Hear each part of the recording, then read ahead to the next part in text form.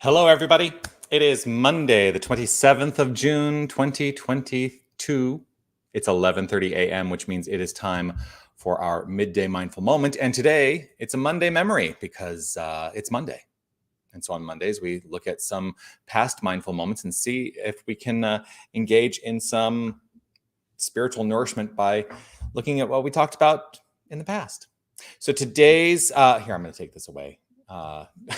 Actually, before I launch into all of that, I do want to say, first of all, I'm live. So if you are live with me, I would love for you to post a comment. Let me know that you are here.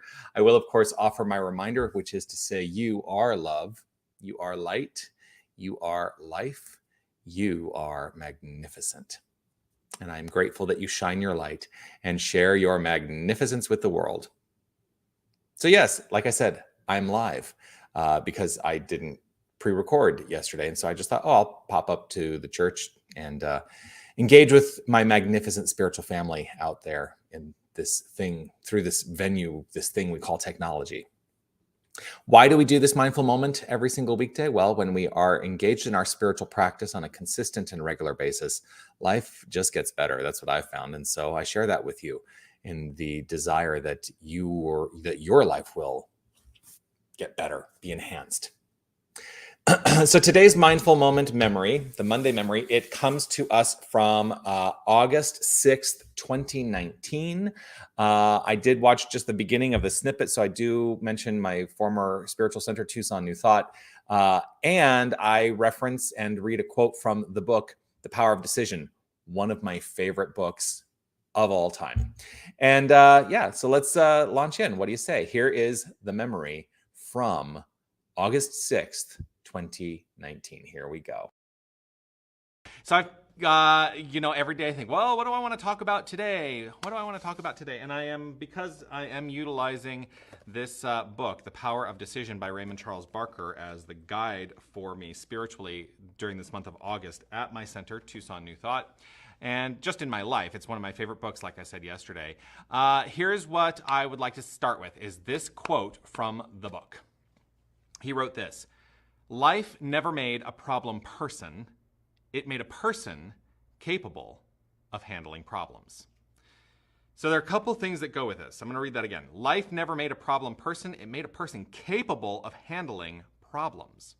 So how deep do we go here? First of all, problems cannot exist without inherent solutions that exist as well. So problems, at the end of the day, are perceptions. If we don't feel like there's a solution, that's simply a perception. Problems are perceptions. We get to make a decision around how we approach a problem, how we address a problem, and how we ultimately find the solution to a problem. Now, many of us, what we do is we get faced with what we perceive as a problem, and we go, and it freezes us in our tracks. And then we can't do anything about it because we have taken ourselves out of the equation of knowing that there's a power and a purpose behind each and every single one of us that allows us to address what we perceive as problems in our life. And there is nothing that we can perceive as a problem that does not have an inherent solution right in the core of it. So problems ultimately are decisions. When we talk about the power of decision, we can decide that we have that power to address the problems that we perceive. So there's a larger scale around this as well, that we can perceive that there are world problems. What we see out there in the world are problems that exist, right? Now, what is really clear to me, especially with the big debate that's going on right now in our world, is that everybody perceives the problem from a different perspective. And I know what's right for me in my heart, and other people who may have an alternate opinion know what is right for them in their heart. Does this mean that we are, each of us, wrong or both of us right? Maybe a little bit of both. Maybe a little bit of both. I think ultimately what we need to work more towards as a common unity is finding that common ground. We are a common unity, and I believe that there is a place where we can come together in consciousness and find the solutions at the core of all these things we call problems. And we can find the things that are going to work the best for all of us. You know, I do truly believe in creating a world that works for everyone. Now, a world that works for everyone is not devoid of problems. It is not devoid of discord. It is not devoid of those things yet. I think at some point we will evolve ourselves as a species into that next thing where it is devoid of those things. But right now, we need to find the commonalities that connect us, and we need to focus on those commonalities that connect us rather than the things that divide us. So that's what I want to really look at today, is knowing that I am capable. Each and every one of us is capable. We live in community commonality, and that there is a place for each and every one of us where we find that core kernel of truth that is the solution to every problem we perceive.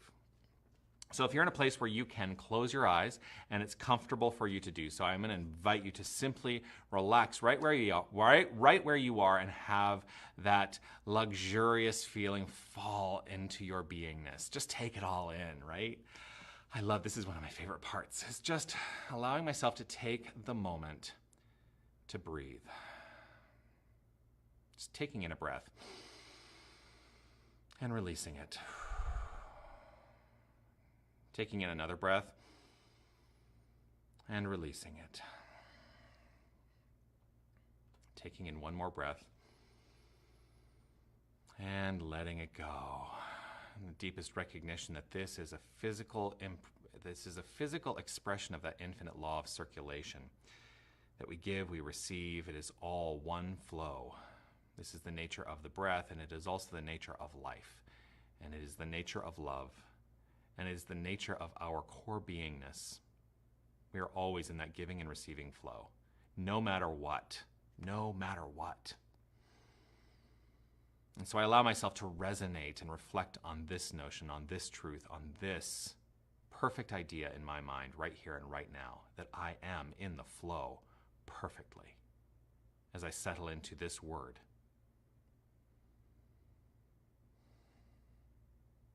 And the word is this: I know that there is one power, there is one presence, there is only one infinite creative everything. There is only one love. There is only one light.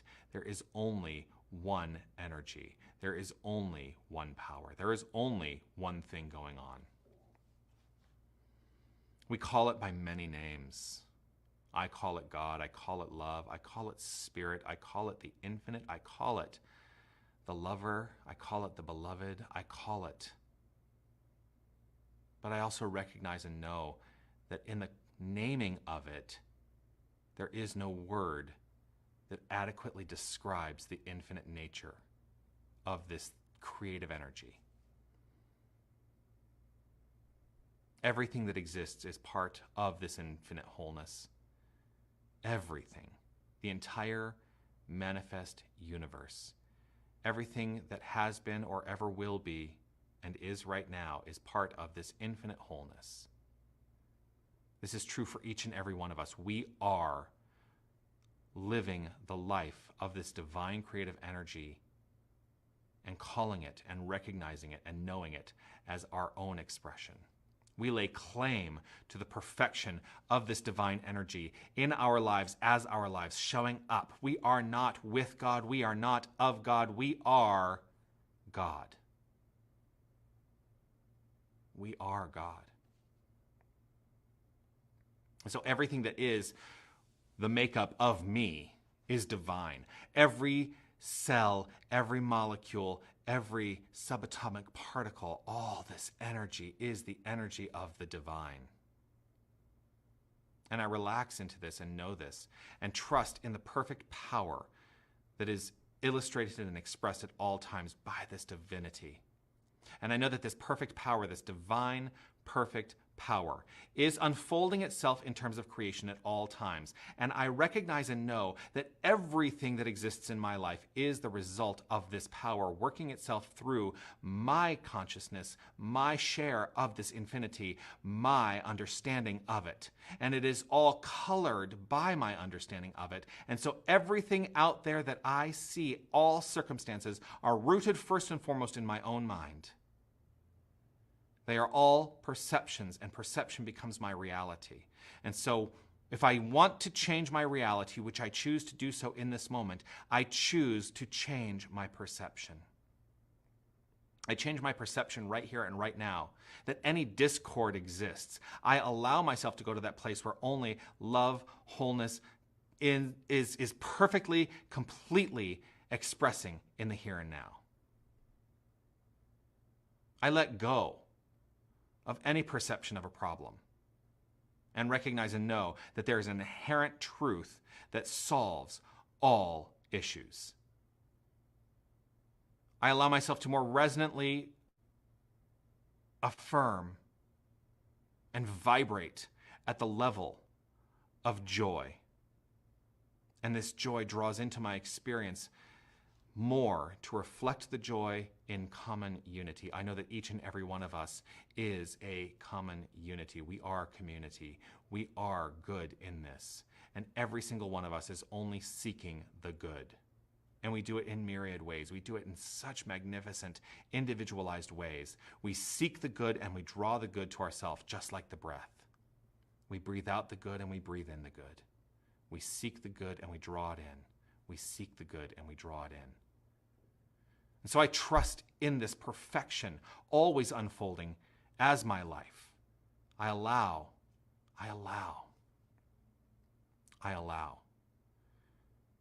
And I disallow anything that distracts me from this purpose. I disallow anything that pulls me away from the deepest understanding that I am love, I am light, I am peace, I am life itself, I am power, I am joy. And this is true for each and every one of us. I know who I am in this moment, and that is the root of my perfect life unfolding, no matter what. At all times, it is inevitable, because the nature of this divine power is constructive and forward-moving and evolutionary. So I accept that all. Trusting this, knowing this, and allowing this, I breathe into this notion with a deep gratitude, filling my beingness. This energy of gratitude is welling throughout my entire physicality and expands beyond and beyond and beyond. And it moves into this world as the expression of my life. So I lead with gratitude at all times. And from this grateful place, this grateful understanding, this gratitude for the word, this gratitude for this power inherent as me and as everyone, I simply relax, release, let go, and allow the good to flow. I know it is so, and so it is.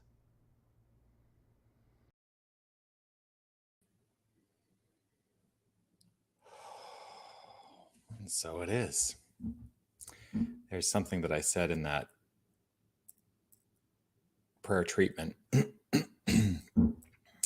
So this divine energy is always evolutionary. It's always forward moving. And I think that is something that we should all take to heart today, that it is never stagnant. It is always unfolding itself in greater and greater ways. And especially with what's been unfolding in the collective consciousness, that feels very challenging for so many of us in these past few days.